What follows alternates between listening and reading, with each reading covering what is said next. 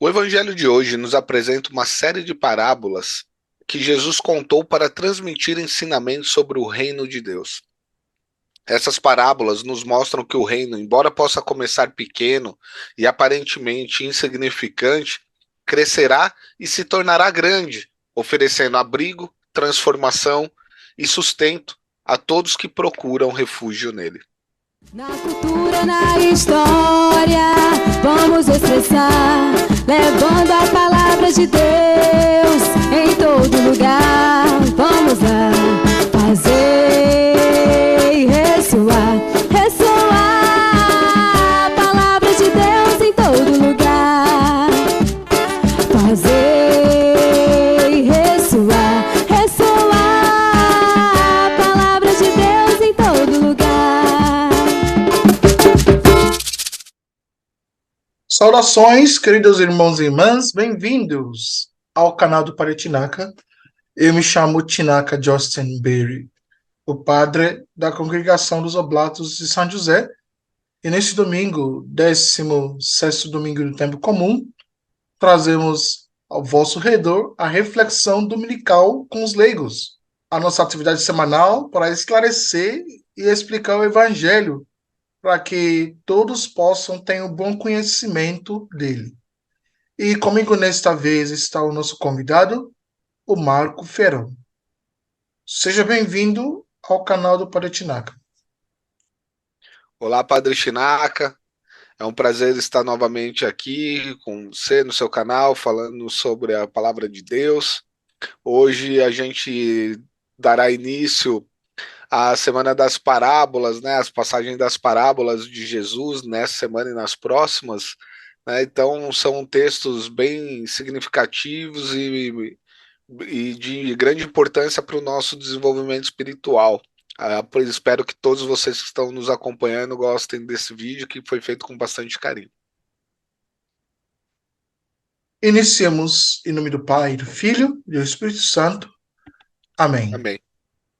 Vinde, Espírito Santo, Enchei enchei os os corações corações dos dos vossos fiéis, fiéis e acendei acendei neles o neles o fogo fogo do do vosso vosso amor. amor. Enviai Enviai o vosso Espírito e tudo e será tudo criado, será criado, e e renovareis. renovareis a face da terra. Amém. Amém. Em nome do Pai, do Filho e do Espírito Santo. Amém. Na parábola do trigo e do joio, Jesus conta sobre um homem que semeou boas sementes em seu campo, mas durante a noite, um inimigo semeou o joio no meio do trigo.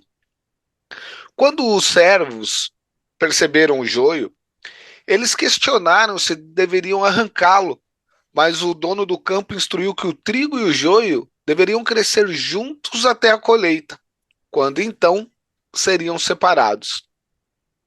Essa parábola nos ensina sobre a convivência do bem e do mal no mundo. O trigo representa os filhos do reino, aqueles que seguem a vontade de Deus. O joio representa aqueles que agem contra o reino, semear a discórdia e o mal por todo o tempo. A parábola nos mostra que, apesar da presença do mal, Deus é paciente, permitindo que ambos cresçam juntos até o tempo da colheita, quando ele fará a separação final. Na segunda parábola do grão de mostarda, ele nos explica que o crescimento do reino de Deus é surpreendente. Embora comece pequeno, como uma semente, ele se torna uma grande árvore que nos oferece abrigo e sustento. Isso nos ensina que mesmo quando o reino de Deus parecer insignificante ou enfrenta adversidades, ele crescerá e se espalhará de forma extraordinária. Portanto, quando Jesus comparou o reino de Deus ao grão de mostarda, ele não estava relacionando o tamanho da semente ao tamanho do reino de Deus, mas ilustrava o poder de crescimento da palavra do reino dos céus. O evangelho é eficaz e, uma vez liberado, semeado, é capaz de crescer e acolher, gerando um ambiente rico em vida. O ensinamento principal dessa parábola é descrever o começo humilde e pequeno do reino dos céus na terra e mostrar que seu impacto é grandioso como já estava garantido. Tão certo quanto o crescimento da pequena semente de mostarda ao ser plantada, assim também era certo o desenvolvimento do reino dos céus. Isso faz todo sentido quando analisamos o ministério de Jesus e o início da pregação do evangelho por seus discípulos. Já a terceira parábola, a do fermento, fala sobre a ação transformadora do reino de Deus. Assim como o fermento age na massa, transformando-a em pão, o reino de Deus age em nossas vidas, transformando-nos interiormente e nos capacitando a sermos agentes de mudança no mundo. Jesus completa seu ensino mostrando o poder transformador de modo penetrante pelo qual o reino influencia tudo o que ele toca. Pelo menos duas importantes lições podemos aplicar com base nessa pequena parábola do fermento. Primeira, o invisível demonstra resultados visíveis. O fermento fica invisível na massa, mas todos podem ver o seu efeito. Da mesma forma, o reino de Deus, reconhecido no coração e vida dos cidadãos desse reino, ainda que pareça invisível no mundo de hoje, está presente, agindo ativamente, produzindo resultados visíveis, nos quais podemos perceber o seu poder e a sua presença. 2. O fermento atinge cada parte da massa. Enquanto a massa está descansando em seu processo de levedura, cada partícula dela está sendo atingida, a fim de que ela cresça. Nós, como seguidores de Cristo, devemos fazer com que o reino do céu atinja cada segmento de nossas vidas, agindo com integridade em todas as áreas, a fim de que seus ensinamentos, os ensinamentos das Escrituras, sejam relevantes em todos os lugares. Os cristãos devem fazer com que a obediência a Cristo reflita em todas as esferas da vida. Vejam, essas parábolas nos revelam algumas verdades essenciais sobre o reino de Deus. Primeiro, elas nos lembram que a presença do mal no mundo não é uma indicação de fracasso do reino, mas parte do plano de Deus para a separação final e a vitória final do bem sobre o mal. Devemos permanecer firmes na fé, mesmo diante das dificuldades e das influências negativas. As parábolas também destacam a ação dinâmica do reino de Deus. Embora possa começar pequeno e enfrentar obstáculos, ele crescerá e se tornará uma fonte de abrigo e transformação. Devemos nutrir e alimentar o reino de Deus em nós, permitindo que ele cresça e se manifeste em nossas ações e testemunho. Finalmente, as parábolas nos desafiam a sermos participantes ativos na construção do reino de Deus. Assim como o fermento transforma a massa, somos chamados a ser agentes de mudança e transformação no mundo, levando a mensagem do Evangelho e vivendo de acordo com os valores do reino. Percebam que Jesus nos chama a cultivar uma profunda confiança no plano de Deus, mesmo quando enfrentamos desafios e contratempos. Isso quer dizer que devemos alimentar o crescimento do reino de Deus em nós e ao nosso redor, sendo testemunhas vivas de seu poder transformador.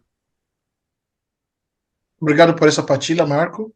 E essa parábola, na verdade, já mostra a paciência de Deus para nós, suas criaturas, de que Deus está nos deixando, para que tenhamos mais tempo de crescer na vida e de melhorar, de arrepender dos nossos jeitos, pois que está deixando que cresçam os bons e os maus juntos. É só no fim dos tempos que ele vai fazer aquela separação, aquela grande separação dos justos e dos malfeitores. Então, como cristãos, nós não vamos duvidar desse poder de Deus, não vamos ver o crescimento juntos dos bons e dos maus como a fraqueza de Deus, como o Marco explicou. Então, nesse domingo, vamos tomar mais uma oportunidade de ver outra visão, de que neste mundo está continuando crescendo juntos, os bons e os maus. Isso mostra também a visão da igreja como a comunidade dos justos e pecadores. Isso continua até o fim dos tempos, quando Deus vai fazer aquela separação. Então, vamos agora pegar algumas perguntas para esclarecermos por esse domingo. E nesse evangelho eu vi que ah, deve ter um significado, né? Um significado teológico do uso de parábolas por Jesus, né? Marco, explique para nós qual é o significado do uso de parábolas por Jesus neste domingo. Para o Shinaka, as parábolas eram uma forma de ensino acessível e compreensível para as pessoas comuns da época. Jesus usava imagens e histórias do cotidiano, tomando seus ensinamentos mais claros e tangíveis para o público em geral. As parábolas facilitavam o entendimento e a identificação das pessoas com as verdades espirituais apresentadas. Elas eram uma maneira de revelar verdades espirituais de maneira gradual e progressiva, de acordo com o entendimento das pessoas. As parábolas convidavam as pessoas da época a refletir, fazer conexões e a buscar uma compreensão mais profunda dos ensinamentos de Jesus. Elas também eram fáceis de serem lembradas e transmitidas, já que eram feitas de forma oral. Né? Essas histórias curtas, cheias de imagens vívidas e lições impactantes, ficavam gravadas nas mentes das pessoas e podiam ser compartilhadas com outros. Isso permitiu com que os ensinamentos de Jesus fossem divulgados e mantidos vivos ao longo do tempo. Elas convidavam os ouvintes a se identificar com as diferentes situações e personagens que iam sendo apresentados e a refletir sobre a sua própria resposta aos ensinamentos do reino. Né? Cada pessoa, às vezes, tinha uma conclusão diferente por essas parábolas, né? Nunca um sentimento exato, né? Pois já que Jesus nunca explicava as parábolas. Né? Obrigado por essa resposta. Ao utilizar as parábolas, Jesus revela verdades espirituais. Isso que quero escutar.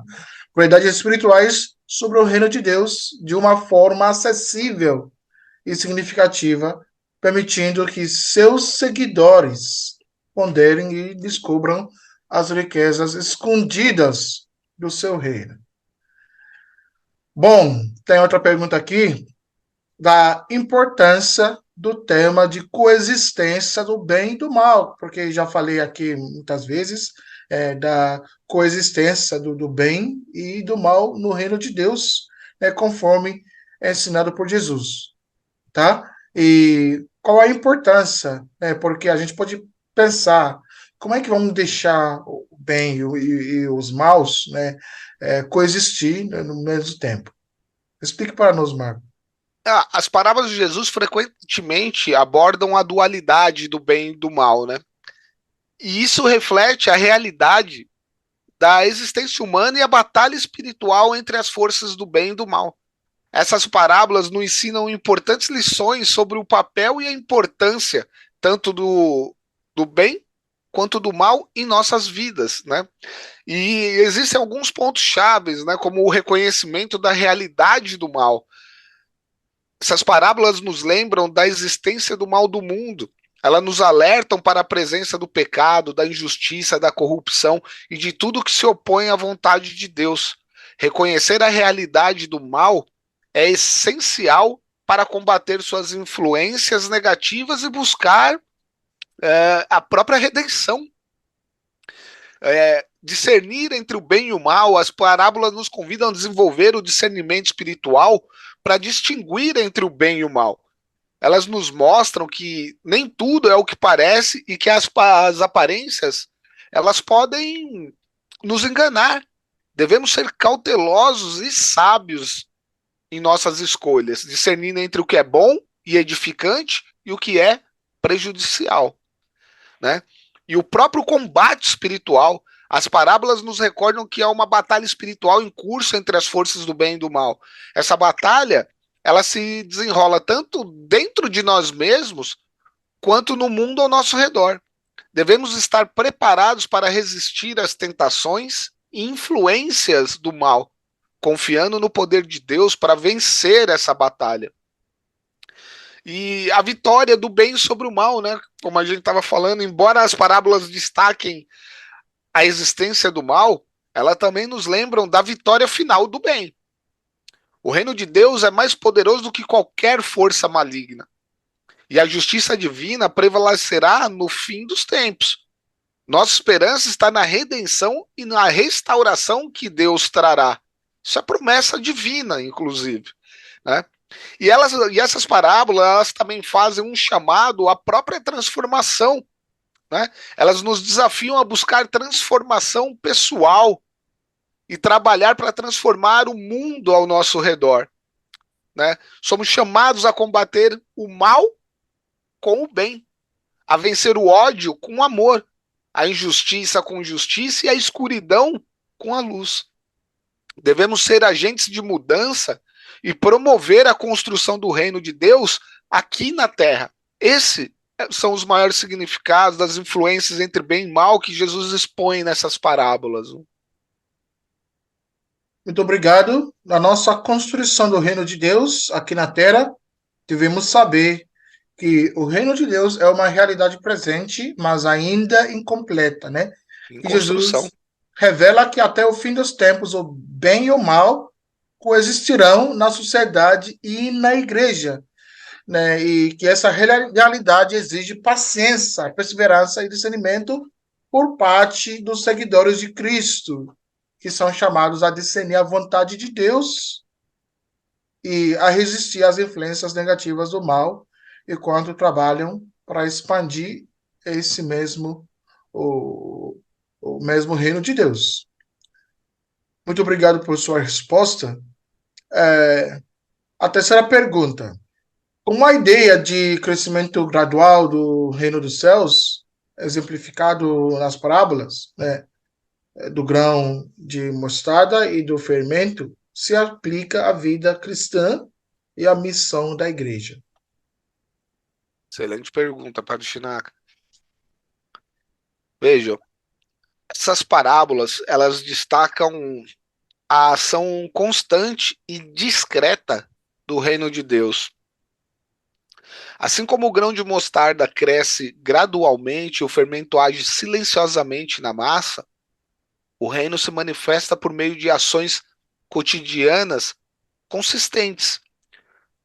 Nossos pequenos atos de amor, bondade e serviço podem ter um impacto significativo na transformação do mundo ao nosso redor. As parábolas do grão de mostarda e do fermento também nos ensinam que o crescimento do reino de Deus é gradual, mas extremamente poderoso. Isso se aplica à vida cristã, à medida em que buscamos crescer na fé e nos tornamos mais semelhantes a Cristo e à missão da igreja, enquanto compartilhamos o evangelho e trabalhamos para transformar toda a sociedade. Essa é a ideia de crescimento entre a vida cristã, a missão da igreja, explicado por meio de parábolas de Jesus Cristo, na minha ótica, Padre Chinati. Excelente resposta que você deu agora, o Marco, né? E essa ideia de crescimento gradual do reino dos céus, nessa parábola, né, do grão de mostarda e do fermento, na verdade tem profundas implicações, né, para a igreja, que a parábola ensina, embora o reino de Deus comece de uma maneira aparentemente insignificante, né, ele crescerá e se expandirá de forma surpreendente, né, de forma que transforma, de forma transformadora, né? Isso que acontece com o reino de Deus, como é que cresce no meio de nós, né? Isso nos lembra que a nossa missão, esse trabalho de Deus, é de evangelização, e de dar testemunho, nem sempre produz resultados imediatos, não, não, né? Exato. Então, ao longo tempo da igreja, o poder do Espírito Santo age para trazer crescimento e mudança. E nós, da nossa parte, né, somos chamados a ser fiéis, né, na sementeira da palavra de Deus e no serviço aos próximos. Tá tudo certo? Muito Certinho. obrigado, Marco, por essas respostas excelentes que você deu para pelo menos esclarecer, né, as nossas mentes aqui, né, como que vamos nos preparar por esse domingo e sair na missa bem animado. Bom, e na minha Padre parte, Chinaca, diga. só fazer uma breve explanação finalzinha aqui, que o pessoal da liturgia, né, dos ministros da liturgia, uma vez me perguntaram por que, que Jesus falava por parábolas, né? Por que, que ele não era tão explícito nas suas respostas, né, ao povo, né? E eu acabei falando para eles que Jesus falava por parábolas, em primeiro lugar, para cumprir a profecia relatada nos Salmos, né, 78:2, e as suas parábolas revelavam verdades e mistérios profundos, né, mas que nem todas as pessoas estavam preparadas para receber aqueles ensinamentos como os discípulos acabaram recebendo, né? Também podemos dizer que Jesus falava por parábolas para explicar, como a gente disse, verdades complexas de uma forma muito simples. Né? Ele usava parábolas para responder às perguntas, tirar dúvidas. Usar parábolas era um método de ensino muito comum no tempo de Jesus. Então, alguns conceitos que são difíceis de explicar porque são abstratos se tornavam mais simples por meio dessas palavras. Dentro de uma história, um conceito que tem uma explicação prática se torna mais fácil de entender. Né? E as pessoas se viam nas situações que eram expostas nas parábolas. Né? Então, essas pequenas histórias que explicavam um conceito usando exemplos do dia a dia eram extremamente eficientes para mostrar essas verdades. Em suas parábolas, como a gente colocou aqui, Jesus usava figuras que seus ouvintes entendiam: comida, casamento, a relação entre pai e um filho. Essas histórias simples explicavam realidades difíceis de entender, como a própria salvação do reino de Deus, como a gente viu hoje. Assim, até a pessoa mais simples poderia entender o evangelho através de suas parábolas. E isso tornou o caminho da salvação acessível a todos. Né? Então, exatamente por isso, eu espero que a palavra de Deus se raize em nossos corações como a semente do trigo, né? Cresça como o grão de mostarda e transforme nossas vidas como o fermento. Que sejamos fiéis ao reino de Deus, vivendo e proclamando a mensagem do Evangelho com alegria e esperança. Muito bem, mais uma pergunta esclarecida, irmãos e irmãs. Espero que vocês estejam achando bem o nosso programa por essa semana, da nossa reflexão desse evangelho. E, por fim, eu vou finalizar assim, né, dizendo a minha parte, que Jesus conta parábolas para ilustrar que, enquanto o reino de Deus cresce no meio da humanidade, a parábola dessa semana mostra também o mal que está presente nesse mesmo no meio do reino de Deus que está presente. Ele nos ensina a ser pacientes e perseverantes, confiando que Deus, no final dos tempos, fará a separação final entre o bem e o mal. Então, a passagem nos lembra da importância de permanecermos fiéis à fé, né? E de confiarmos na providência divina, sabendo que o propósito de Deus será plenamente realizado no devido tempo. Muito obrigado, irmãos e irmãs, por ter esperado até esse momento. Muito obrigado ao nosso convidado, o Marco. Deus te abençoe pelo tempo, né, de esclarecer essas perguntas, de também compartilhar sua reflexão conosco. E, irmãos e irmãs, se está gostando do que estamos fazendo aqui, dê um like ao nosso canal, compartilhe também o nosso conteúdo, os nossos vídeos aqui, e deixar alguns comentários lindos para que a gente possa ler e depois dar uma resposta. Deus abençoe vocês e que tenham uma boa semana. Obrigado, Padre Chinaka. Obrigado a todos vocês que nos assistiram até aqui. Você que chegou até essa parte do vídeo, considere, como o Padre Chinaka disse, a deixar um like aí no vídeo. Isso aumenta o engajamento do canal aí junto à plataforma. Comente, compartilhe esse vídeo com seus amigos, com seus familiares, para que a palavra de Deus alcance o máximo de pessoas possíveis. Não é? Deixa seu comentário aqui para gente, sua dúvida, sua pergunta, né? Ela pode virar tema até de um vídeo aqui no canal do Padre Chinaka. Então é bem importante e bem bacana esse engajamento com o pessoal da nossa comunidade. E de nossa comunidade, eu digo de toda a comunidade cristã. Tá? Desejo a todos vocês uma excelente semana, uma excelente e abençoada semana. Fiquem com Deus e a gente se vê em breve, se Deus quiser. O Senhor esteja convosco. Ele está no meio de nós. Abençoe-vos, Deus Todo-Poderoso, Pai, Filho e Espírito Santo. Amém. Bom domingo. Bom domingo a todos.